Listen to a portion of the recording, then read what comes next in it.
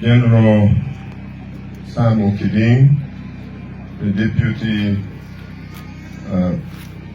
CDF of the UPDF, my sister, the Honorable Districtwoman Representative for Apio, Honorable Jacinta Tuto, Papemol, the resident city and district commissioners who are here with us, the chairman LC5 Apio, Honorable Joaquin Martin, the church and the bereaved family, all the mourners gathered here today. My name is Kenneth Ongalo-Obote. I am the Minister of State in charge of Teso Affairs in the office of the Prime Minister, and I am also the Member of Parliament for Kalaki County.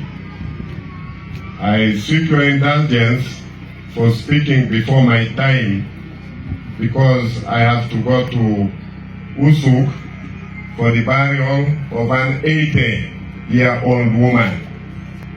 I say that because it is very relevant to the death before us here today. The old woman in Usuk, 80 years, she was born, she bloomed into a girl, she was married, she produced her children, she saw her grandchildren, and as is accepted in science and in the Bible, she died at 80. And here we are, bearing a flower that was cut off before its time, before it could open up and give us the full smell of that promise. It was cut off and it has wilted, not because of an accident, not because of an illness, but because of the cold-hearted, deliberate act of an individual cutting her life short. From the death of faith, however much we talk here now, we will not restore her to the family. But I can promise you two things here. One, I am going to take a personal interest in this case. I am going to find out, first of all, why that medical report is not here today. Amojong Pedia Cham, if you hear that these people have been transferred to Mbale, that they have been taken away from Soroti for any reason, let me know. We want to make sure that justice is not only done, but justice is seen to have been done. And for that reason, I want to request all the people who are involved. Usually when we have a tragedy like this, all of us, we are all hurt, we are all annoyed, we are all very sad, we all promise we will do everything for justice. But 2-3 days from now, life goes on, other things happen, and very soon this is forgotten. And before long you will hear that those guys have been given bail. And before long you will hear that they have been released. And you will hear that the school has been opened. If it was up to me, I would sell that school and use the proceeds to support this family. If it was up to me.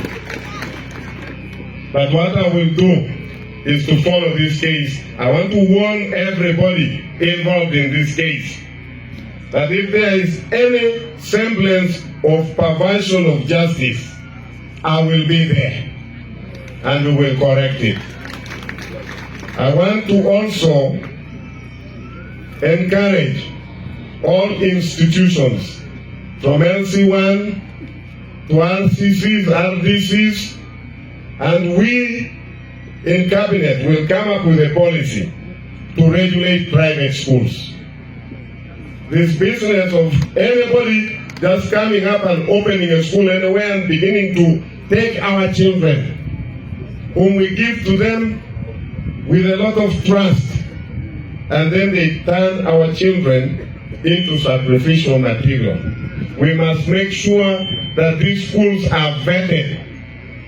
Before we entrust our children to these schools, we should know who these people are. What is their background?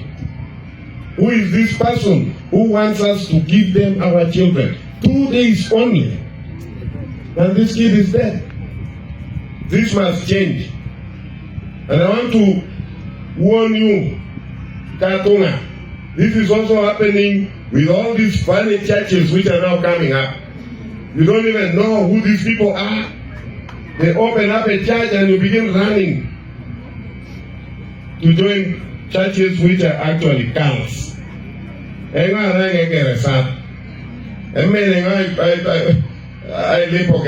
would rather come and you pray for me, I join the Catholic. Because I know the bishop up to the pope. But the church comes, you don't even know who is the bishop. The husband is the bishop, the wife is the pastor, the son is the treasurer, and you are also joining it. This is very bad.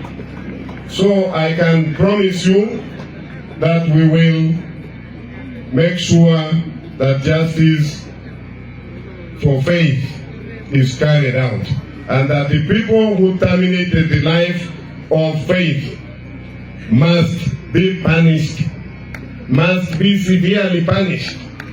We will do that. As I conclude, permit me to hand over